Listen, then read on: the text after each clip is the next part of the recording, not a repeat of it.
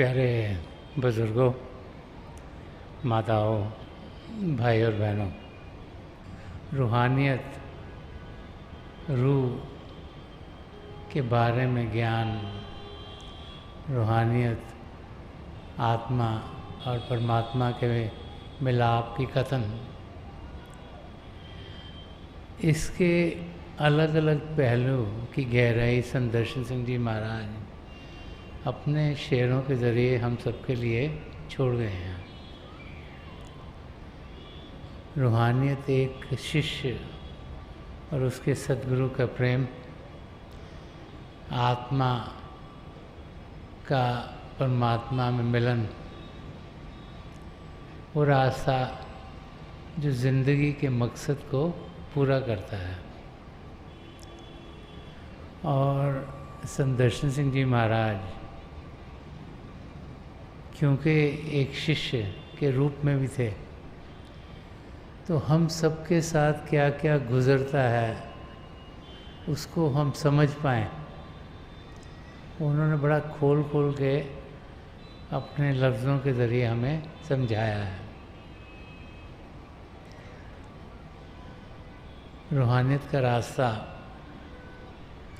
चाहे सरल है, लेकिन बहुत सी बार हम सबकी समझ के दायरे से परे रहता है, क्योंकि रूहानियत का रास्ता उस दुनिया का रास्ता तो है नहीं जो कि लफ्ज़ों के ज़रिए, भाषाओं के ज़रिए समझा जाए। ये वो रास्ता है जो लफ्ज़ों और भाषाओं से ऊपर उठकर हमें मिलता है। ये प्रेम का रास्ता, प्रेम किसी भी भाषा में समझाया नहीं जा सकता। और ये प्रेम सिर्फ दुनिया के प्रेम का ही नहीं, ये आत्मा का प्रेम परमात्मा से जो सूक्ष्म है, जो जड़ता के लफ्ज़ों के ज़रिए समझे नहीं जा सकते। तो ये वो कथा है, ये वो वाक़े है, ये वो रास्ता है जो अनुभव से ही ग्रहण किया जा सकता है। तो संदर्शन सिंह जी महाराज अपने लफ्ज़ों के ज़रिए उस अनुभव को हम जान पाएँ, उस अनुभव को हम करें, वही हम सबको समझाते थे। तो इस गज़ल का एक तीसरा शेर जो है वो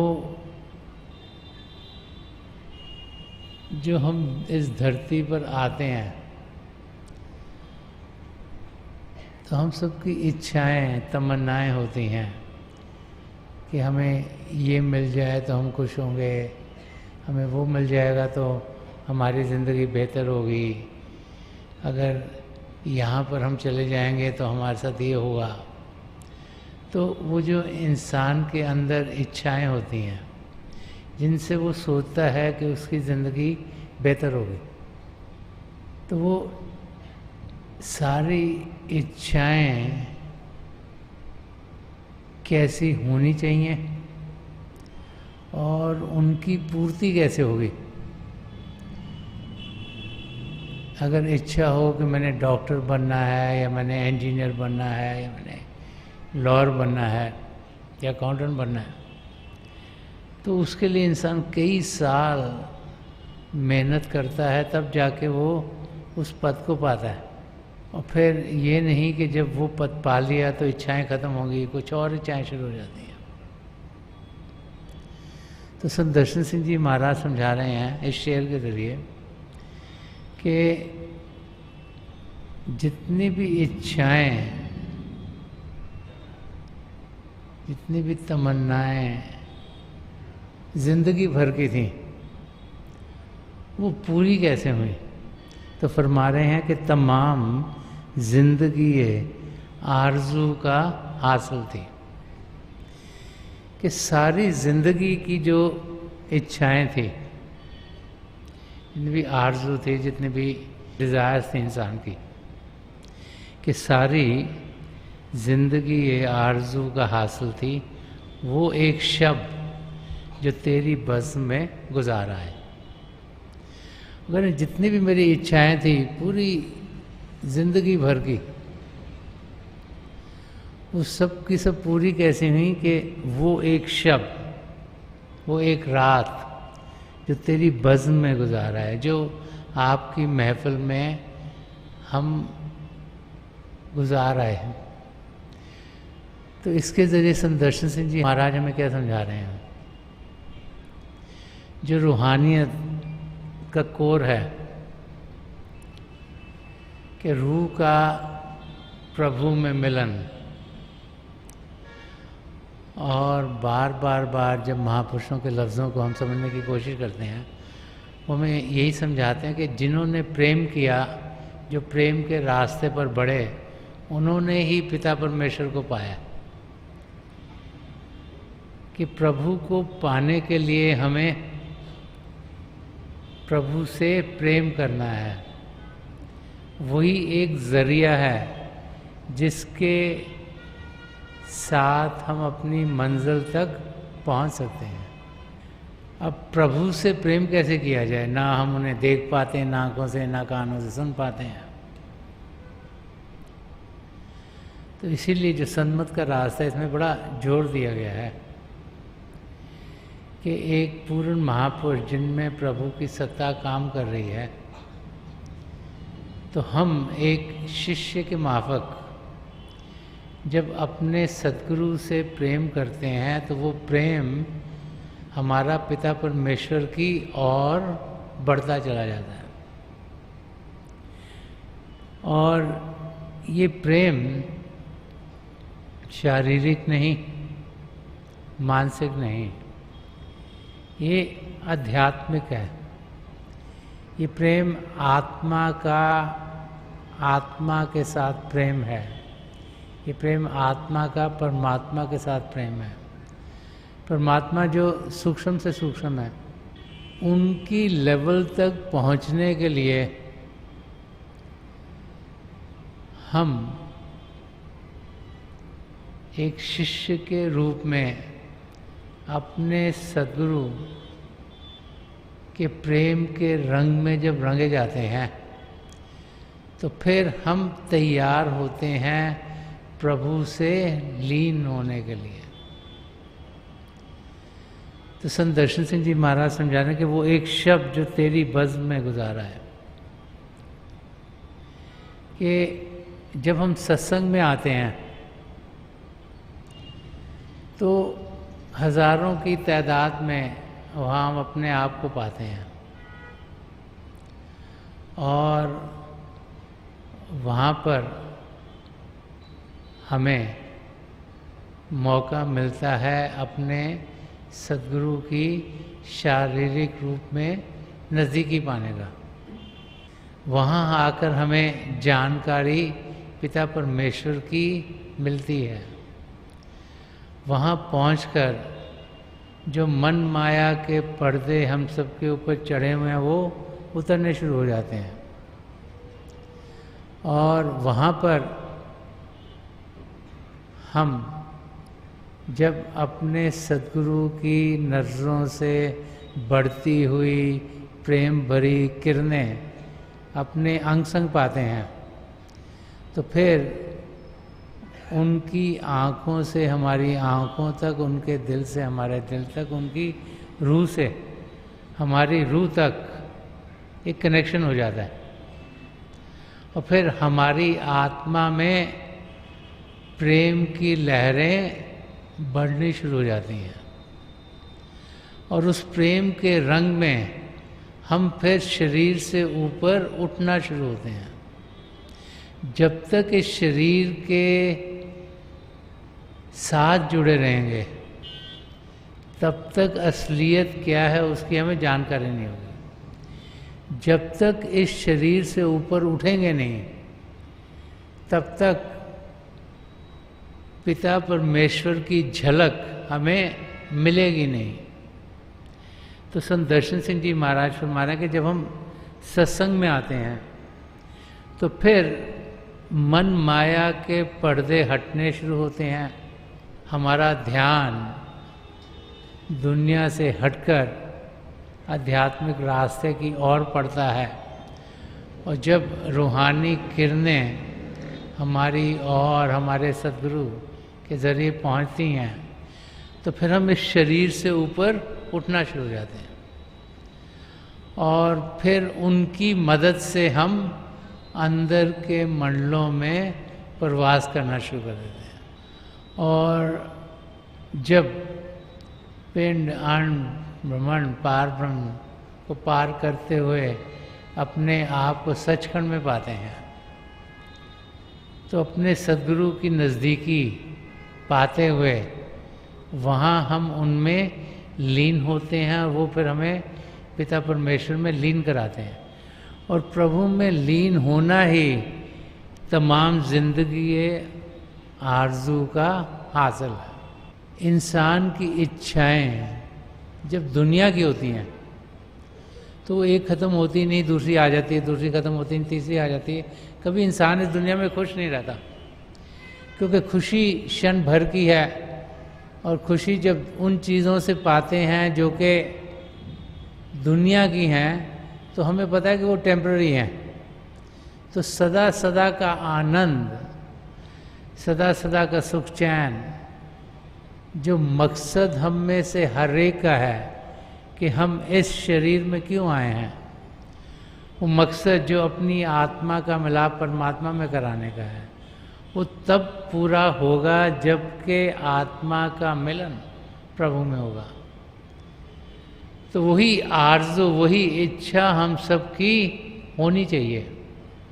जिंदगी भर की इच्छा यही है कि आत्मा का मिलाप परमात्मा में हो। और संत दर्शन सिंह जी महाराज हमें समझा रहे हैं कि वो पूरा कैसे होगा। एक जगह और उन्होंने इसी को समझाया है कि चाहे हज़ारों की तादाद में हम अपने आप को पाते हैं, लेकिन हम सबका कनेक्शन अपने सद्गुरु के साथ डायरेक्ट है, सीधा है। तो संत दर्शन सिंह जी महाराज फरमाते हैं कि बस एक बार ही उठी निगाह महफिल में, कि बस एक बार ही उठी निगाह महफिल में, किसे खबर कि खजाने लुटा दिए तूने। कि जो हमारा कनेक्शन अपने सद्गुरु के साथ हो रहा है उसकी खबर किसी और को नहीं। जो हम महसूस कर रहे हैं, जो अनुभव कर रहे हैं, जो हमारे साथ हो रहा है, वो सिर्फ हमें मालूम है या हमारे सद्गुरु को मालूम है। तो हम हज़ारों की तादाद में बैठे होते हैं, लेकिन जो अंदर के अनुभव होने हैं वो हमारे अपने अपने हो रहे हैं। कि ये ज़रूरी नहीं कि हम अपने सद्गुरु को सिर्फ अलग से मिलें, कि हज़ारों की तादाद में बैठे हुए भी हम अपनी मंजिल तक पहुंच सकते हैं। जब हमें नाम की देन दी जाती है तो हमें समझाया जाता है कि हमारी ज़िंदगी किस किस्म की होनी चाहिए, कि हम एक सच्ची सुच्ची ज़िंदगी जिएं, एक सच्चे इंसान बने, एक अच्छा इंसान जो प्रभु के रास्ते पर चलता है वही सच्चा इंसान बनता है। अपनी ज़िंदगी प्रेम से जिएं, क्योंकि प्रेम से जिएंगे तो हम नम्रता से जिएंगे, प्रेम से जिएंगे तो हम सच्चाई से जिएंगे, प्रेम से जिएंगे तो हम अहिंसा से जिएंगे, प्रेम से जिएंगे तो हम औरों के मददगार होकर निष्काम सेवा भाव से जिएंगे। कि प्रेम की ज़िंदगी जब हम जीते हैं तभी हम अपनी मंजिल तक पहुंच सकते हैं। और काम, क्रोध, लोभ, मोह, अहंकार जिन्होंने हमें घेरा हुआ है, उनसे बचने के लिए हमें आत्मनिरीक्षण की डेरी दी गई है कि हम रोज़ाना अपनी जांच पड़ताल करें कि हमारी ज़िंदगी में क्या डल रहा है, ताकि हम एक अच्छा इंसान बने, एक सच्चा इंसान बने। तभी हम अपनी मंजिल की ओर बढ़ पाएंगे।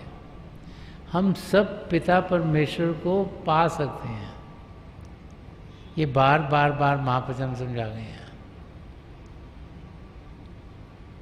हमने अपने लक्ष्य की ओर बढ़ना है। अगर ध्यान भटक गया, यहाँ चला गया, वहाँ चला गया, तो हम अपनी मंजिल की ओर बढ़ नहीं पाएंगे। तो हमें ये भी समझाया जाता है कि हम ध्यान दिन भर पिता परमेश्वर की ओर करें। इसीलिए कहा जाता है कि हम सिमरन करें। जब भी कोई मानसिक कार्य नहीं कर रहे उस वक्त सिमरन करें, ताकि हमारा ध्यान प्रभु की ओर रहे, और जिस और इंसान ध्यान करता है वो वैसे ही बन जाता है। तो संत दर्शन सिंह जी महाराज हमें यही समझा रहे हैं कि हम अपनी जिंदगी प्रेम से भरपूर करें,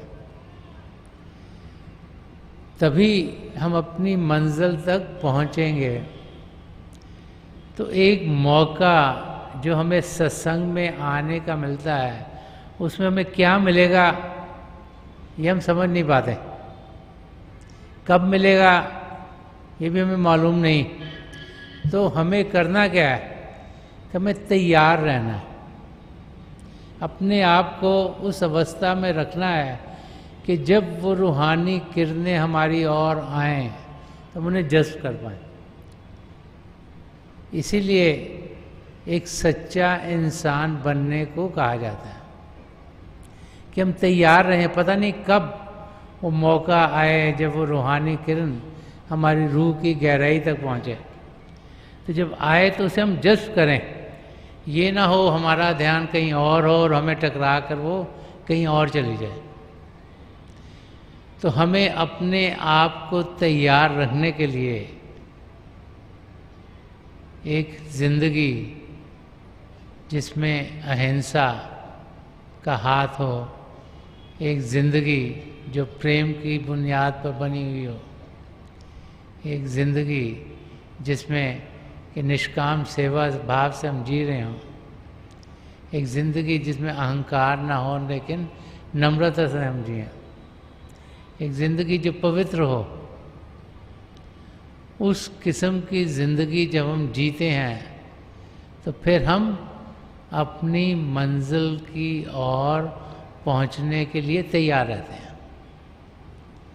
कब वो मौका है वो हमें मालूम नहीं, ना ही हम कह सकते हैं कि मौका हमें इस दिन चाहिए। ये प्रभु की मौज है। जब वो समझते हैं कि मौका हमारे लिए ठीक है, तभी हमें वो अपने साथ जुड़ने के लिए तेज़ी से बुला लेते हैं। तो हमें तैयार रहना है। जब वो मौका मिले तो हम चूकें नहीं, हम उस मौके का पूरा पूरा फ़ायदा उठाएं। हम जानें कि वो मौका हमारी ज़िंदगी में ज़रूर आएगा। कब आएगा ये मालूम नहीं, लेकिन आएगा ज़रूर। तो उसके लिए जब हम तैयार रहते हैं तो फिर हम अपनी मंजिल तक ज़रूर पहुंचेंगे। तो वो एक रात, एक मौका, एक पल जो हम अपने सद्गुरु की संगत में गुजारते हैं, उसका क्या फ़ायदा होता है वो संत दर्शन सिंह जी महाराज इस शेर के ज़रिए हमें समझा रहे हैं। अगले शेर में वो हमें समझा रहे हैं कि इस दुनिया में जिसमें हम जी रहे हैं उसमें तरह तरह के लोग होते हैं, और हम इस ज़िंदगी में सोचते हैं कि हमें रास्ता कहीं ना कहीं से मिलेगा। तो इंसान कभी यहाँ पर रास्ता ढूंढता है, कभी यहाँ पर ढूंढता है, कभी यहाँ ढूंढता है, कभी वहाँ ढूंढता है, और लगता है कि रास्ता जो हमें मिला है वो ठीक होगा, लेकिन थोड़ी देर के बाद पता लगता है कि शायद ये हमारे लिए ठीक नहीं। तो इंसान खोजता रहता है। तो इस शेर के ज़रिए संत दर्शन सिंह जी महाराज हमें समझा रहे हैं कि किस तरीके से हम असलियत की ओर बढ़ पाते हैं और कैसे हमें चौकन्ना रहना है कि हम सही रास्ते पर कदम बढ़ाएं। संत दर्शन सिंह जी महाराज फरमा रहे हैं कि जिन अहले जुहद को दावा था पारसाई का, जिन अहले जुहद को दावा था पारसाई का, तेरी गली से वो आए तो शर्म सार आए। तो समझा रहे हैं कि इस दुनिया में तरह तरह के लोग हैं जो दूर से तो बहुत हमें अच्छे लगते हैं, लेकिन जब वो एक पूर्ण महापुरुष की नज़दीकी पाते हैं तो वो शर्म से भर जाते हैं। तो महापुरुष जब इस धरती पर आते हैं तो उन्हें समझ है कि सही क्या है, गलत क्या है। उनसे कुछ छुपा नहीं हुआ। लेकिन इस दुनिया में हम बहुत से लोग देखते हैं जो बाहर से तो बहुत अच्छे लगते हैं, लेकिन जब उनकी नज़दीकी पाओ तो असलियत उनमें क्या है वो निकलनी शुरू हो जाती है। दुनिया से हम कुछ छुपा सकते हैं, लेकिन प्रभु की आंखों से कुछ छुपा नहीं हुआ। तो संत दर्शन सिंह जी महाराज यहाँ हमें बड़े प्यार से समझा रहे हैं कि हमें जब आध्यात्मिक रास्ते पर चलना है तो हमें एक पूर्ण महापुरुष की खोज करनी होगी। हमें देखना होगा कि हम किस और कदम बढ़ा रहे हैं, कि हमारे कदम सही तरफ बढ़ने चाहिए, नहीं तो हम अपनी मंजिल तक पहुंच नहीं पाएंगे। हम सब जब एक पूर्ण महापुरुष के चरण कमलों में पहुंचते हैं तो वो फिर हमें अपनी मंजिल सचखंड तक लेकर जा सकते हैं। और बार बार बार महापुरुष हमें यही समझाते हैं कि अगर ये ज़िंदगी गुजर गई और आत्मा का मिलाप परमात्मा में नहीं हुआ तो फिर ये ज़िंदगी जीना बेकार है। कि जो हमारा मकसद है, जो अपने आप को जानना है, पिता परमेश्वर को पाना है, वो मकसद हमारा पूरा होना चाहिए। अगर वो पूरा नहीं हुआ तो इस ज़िंदगी में कुछ भी अगर हमने पाया उसका हमें कोई फ़ायदा नहीं होगा। कि हम देखें कि हम अपना समय कैसे इस्तेमाल कर रहे हैं। इसीलिए संत कृपाल सिंह जी महाराज ने फरमाया कि दिन का जो 10वां हिस्सा है वो हम अपने आप को दें। भजन अभ्यास करना अपने आप को खुराक देना है, आत्मा को खुराक देना है।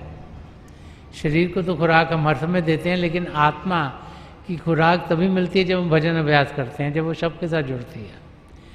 तो दिन का 10वां हिस्सा अगर हम देंगे तो हम अपनी मंजिल की ओर बढ़ सकते हैं। घर गृहस्थी में रहते हुए हम पिता परमेश्वर को पा सकते हैं, लेकिन ध्यान प्रभु की ओर होना चाहिए। एक जो आखिरी शेर है इस गज़ल का, उसमें संत दर्शन सिंह जी महाराज ने एक और पहलू रूहानियत का हमें समझाया। अब जब हम प्रार्थना करते हैं तो हम सब अपने लिए प्रार्थना करते हैं कि हे प्रभु मुझे ये मिल जाए, हे प्रभु मेरी नौकरी लग जाए, हमारी शादी हुई तो हमारे बच्चे हो जाएं। तो पिता परमेश्वर से हम कुछ ना कुछ मांगते रहते हैं, अपने लिए मांगते हैं। ज़्यादा होगा तो शायद अपने माँ बाप के लिए, अपने बाल बच्चों के लिए, भाई बहन के लिए कुछ मांग लें। तो ये जो शेर है इसमें एक प्रार्थना संत दर्शन सिंह जी महाराज ने की है। और जब इस प्रार्थना को हम समझेंगे तो उसकी खूबसूरती खुद ब खुद निखरनी शुरू हो जाएगी। संत दर्शन सिंह जी महाराज फरमा रहे हैं कि चमन के हुस्न की खातिर है आरजू दर्शन, कि चमन के हुस्न की खातिर है आरजू दर्शन, जिसे ना खौफ खज़ां का हो वो बाहर आए। वो फरमा रहे हैं कि चमन जैसे एक बगीचा होता है, कि चमन के हुस्न की खातिर, बगीचा खूबसूरत कब लगता है? जब अलग अलग उसमें फूल खिलते हैं। बगीचा अगर तब होगा जब पतझड़ है तो खूबसूरत नहीं लगता किसी को, लेकिन जब उसमें कलियां निकलती हैं, फूल खिलते हैं, अलग अलग रंग उस बगीचे में आते हैं, अलग अलग सुगंध अलग अलग फूलों की हमें मिलती है, तो हमें बहुत अच्छा लगता है। तो फरमा रहे हैं कि चमन के हुस्न की खूबसूरती उस बगीचे की तब है कि खातिर कि ताकि ये बगीचा खूबसूरत रहे, हर समय खूबसूरत रहे। है आरज़ू दर्शन के मेरी डिज़ायर क्या है, मेरी इच्छा क्या है, कि मेरी इच्छा कि ये जो चमन है, ये जो पिता परमेश्वर का परिवार है, इसमें तरह तरह के लोग हैं। कोई एक भाषा बोलता है, कोई दूसरी बोलता है, किसी के स्किन का कलर एक किस्म का है, किसी का दूसरा है, किसी के फीचर्स एक किस्म के, किसी के दूसरे हैं। कोई एक धर्म को मानता है, कोई दूसरे को मानता है, कोई एक देश का है, कोई दूसरे देश का है। कि बहुत बड़ा परिवार है, कि ये परिवार को एक बगीचे के माफक उन्होंने लिया, और इसमें सब हम अलग अलग फूल हैं, कि ताकि इस बगीचे में हर समय खूबसूरती रहे, हर एक फूल खिल रहा हो, उसमें से मधुर मधुर सुगंध आ रही हो और वो तंदुरुस्ती में हो। तो फरमा रहे हैं कि चमन के हुस्न की खातिर है आरज़ू दर्शन, कि यही मेरी आरज़ू है, यही मेरी एक ख्वाहिश है। वो क्या है? कि जिसे ना खौफ खज़ां का हो वो बहार आए, कि इसमें बहार कैसी आए जिसमें पतझड़ कभी ना हो, कि ये हर समय खिला रहे। यहाँ पर हमें संत दर्शन सिंह जी महाराज एक प्रार्थना को समझा रहे हैं कि उनकी प्रार्थना क्या है। उनकी प्रार्थना ये नहीं कि वो खिले रहें या उनका शारीरिक परिवार खिला रहे हैं, उनकी प्रार्थना कि हर एक जीव इस धरती पर जो है वो ऐसे एटमॉस्फेयर में रहे कि हवा ऐसी हो, कि मौसम ऐसा हो कि सबके सब खिले रहें। वो हम सब की बढ़ाई चाहते हैं, वो चाहते हैं कि हम सब अपनी मंजिल की ओर बढ़ें। वो चाहते हैं कि हम सब जिस मकसद से इस धरती पर आए हुए हैं वो मकसद पूरा हो। वो चाहते हैं कि हम सब की आत्मा का मिलाप परमात्मा में हो। तो संत दर्शन सिंह जी महाराज हम सब के लिए एक प्रार्थना कर रहे हैं। हम लोग तो रोज़ाना प्रार्थना करते हैं, जब सोने से पहले लोग बहुत सी बारी प्रार्थना करते हैं कि हमें कल ये मिल जाए, ये मिल जाए, हमारे साथ ये हो जाए। लेकिन संत दर्शन सिंह जी महाराज प्रार्थना ये कर रहे हैं कि जितने भी जीव इस धरती पर हैं सब सुखी रहें, सब आनंद की अवस्था में रहें, सब ऐसी ज़िंदगी जिएं ताकि उनकी ज़िंदगी का मकसद पूरा हो। और हम देखते हैं कि महापुरुष जब भी इस धरती पर आए हैं वो चाहते हैं कि हम सब जिस मकसद से इस धरती पर भेजे गए हैं वो हमारा मकसद पूरा हो। वो बार बार बार हमें समझाते हैं, जैसे संत कृपाल सिंह जी महाराज ने समझाया कि एक बनो नेक बनो, कि हमने प्रभु से एक में एक होना है, आत्मा का मिलाप परमात्मा में कराना है, उसके लिए नेकी का रास्ता इख्तियार करना है। सच्चे विचार, सच्चे बोल, सच्चे कार्य, जिंदगी ऐसी हो जो प्रेम से भरपूर हो। जहाँ प्रेम होगा वहाँ झूठ धोखा फरेब नहीं होगा, वहाँ पे हर पल हर क्षण सच ही सच होगा, कि हम सच्ची सुच्ची ज़िंदगी जिएं। तभी हम अपने आप को तैयार करेंगे अपनी मंजिल की ओर बढ़ने के लिए। और कभी मालूम नहीं कि कब वो क्षण आए जिसमें कि हमारी रूह सिमटे और हम अपनी आत्मा का मिलाप परमात्मा से करा पाएँ। तो उसके लिए तैयार होना ज़रूरी है। तो संत दर्शन सिंह जी महाराज यही प्रार्थना कर रहे हैं कि ये जो संसारिक बगीचा है इसमें हम सब हर समय तंदुरुस्त रहें, खूबसूरती से भरपूर रहें, सबके साथ जुड़े रहेंगे तो खूबसूरत रहेंगे, नाम के साथ जुड़े रहेंगे तो हमारे अंदर ताकत रहेगी, हम तंदुरुस्त रहेंगे, आत्मिक तौर पर तंदुरुस्त रहेंगे, ताकि हम अंदर की दुनिया में उड़ान के लायक हों।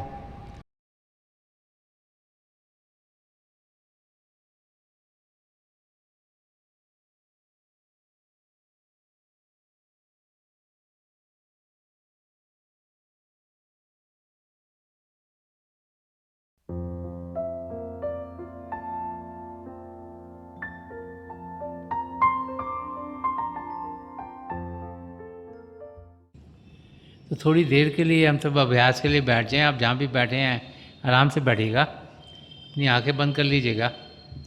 जो आंखों के डेले आई बोलते हैं सीधे सामने होने चाहिए, जैसे 8-10 इंच आपके सामने फोकस हो। आंखें बंद करते वो भाई बहन जिन्हें नाम की देन मिली है आप सिमरन कीजिएगा। जो भाई बहन नए हैं आप पिता परमेश्वर के किसी भी जाति नाम का जाप कीजिएगा। जाप मन ही मन करना है, ऊंचा नहीं दोहराना। जो कुछ आपके सामने दिखता है बड़े ध्यान से देखिएगा और बहुत से नज़ारे आपके लिए खुलने शुरू हो जाएंगे। मेरी हजूर बाबा सावन सिंह जी महाराज, परम संत कृपाल सिंह जी महाराज और दयाल प्रसन्न दर्शन सिंह जी महाराज की चरण कमलों में यही प्रार्थना है कि जो जो हम सबके लिए बेहतर हो ये महापुरुष हमें दें, हमें सबके साथ जोड़ें और हमारे भीतर प्रभु की ज्योत के हमें दर्शन करवाएं। थोड़ी देर में मैं आपको इस बैठक से उठाऊंगा और मेरी शुभकामनाएं आप सबके साथ हैं।